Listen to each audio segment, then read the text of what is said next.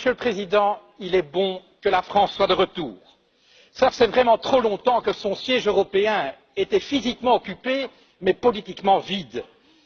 Alors certes, l'Europe ne peut être ni française ni allemande, mais elle ne peut rien construire dans la durée si elle ne peut compter sur l'engagement résolu et de l'Allemagne et de la France. Une France qui pourrait, si elle le veut vraiment, incarner à l'intérieur même de ses frontières la devise européenne de l'unité dans la diversité.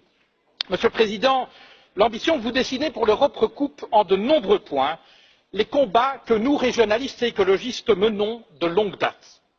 Nous sommes convaincus, comme vous, que les Européens doivent agir ensemble s'ils veulent relever les défis de ce siècle.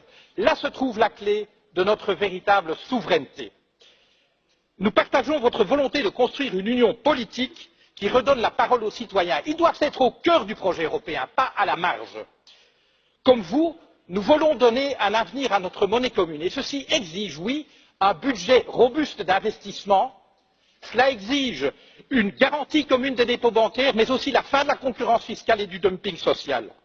Enfin, nous sommes avec vous pour affirmer Make our planet great again. Nous le savons, vous le savez, l'Europe doit être à l'avant-garde de la transition écologique, à commencer par son budget qui doit en être l'instrument. L'écologie est la clé de notre prospérité. Monsieur le Président, ce que vous souhaitez pour l'Europe, vous affirmez que la France doit commencer elle-même à le faire dès aujourd'hui.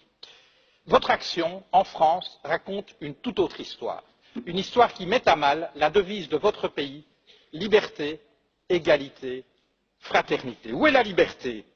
Lorsque vos citoyens peuvent être surveillés, assignés à résidence et perquisitionnés sur de simples soupçons de la police.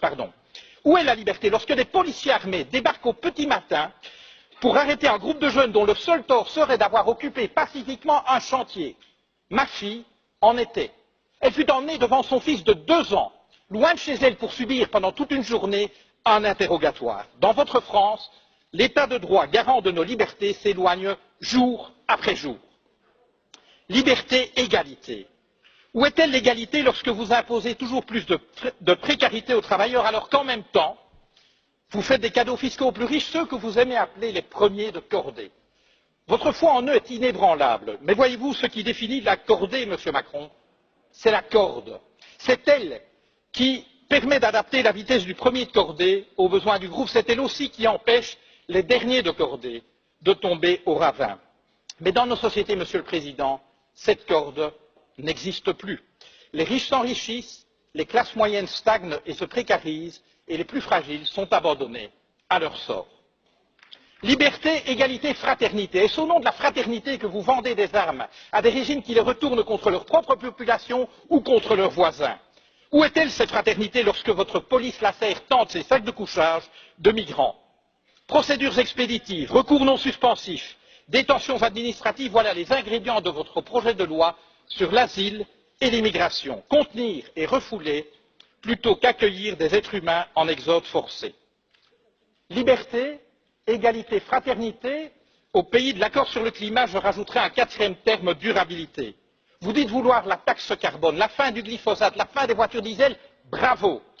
Mais vous restez en même temps un ardent promoteur des traités actuels de libre-échange et pire encore du nucléaire.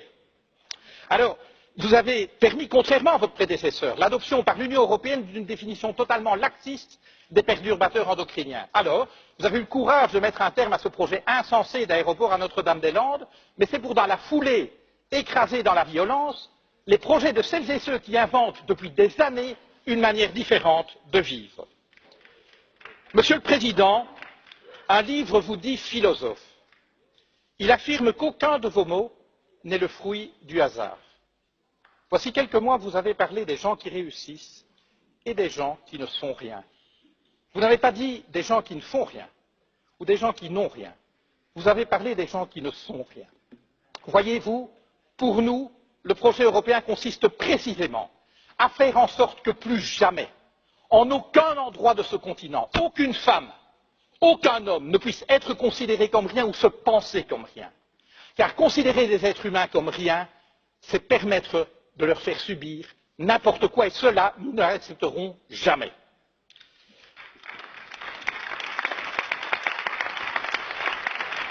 Monsieur le Président, vous avez pris coutume d'offrir à vos hôtes de marque un cadeau.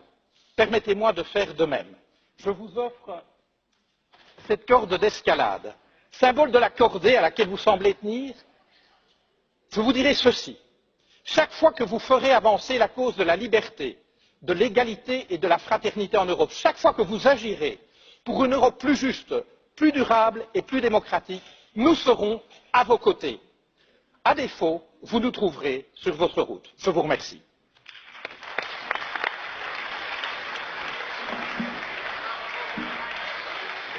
Per il gruppo confederale della sinistra